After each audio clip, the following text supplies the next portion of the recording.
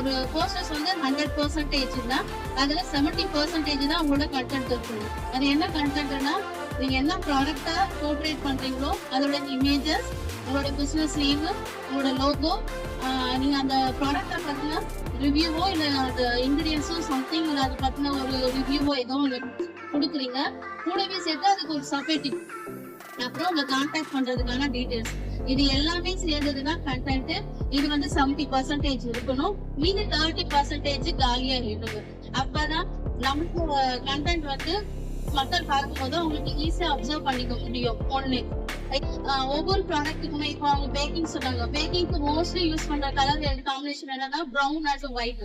இப்போ பெரிய பெரிய கார்பரேட் லெவல்ல பாத்தீங்கன்னா ஒயிட் அண்ட் ப்ளூல இருக்கும். இப்போ நீங்க ஃபுட் அந்த ஃபார்மர் சம்பந்தமா பாத்தீங்கன்னா கிரீன் அண்ட் ஒயிட்ல இருக்கும். ஸோ உங்களோட பிசினஸ் அண்ட் ப்ராடக்ட் என்ன கலரோ அதுக்கு ஏற்ற மாதிரி பண்ணீங்க.